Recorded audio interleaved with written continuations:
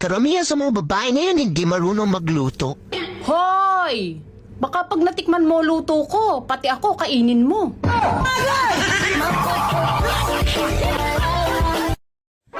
Porkit nagpaganda at nagpa-sexy, malandi na agad.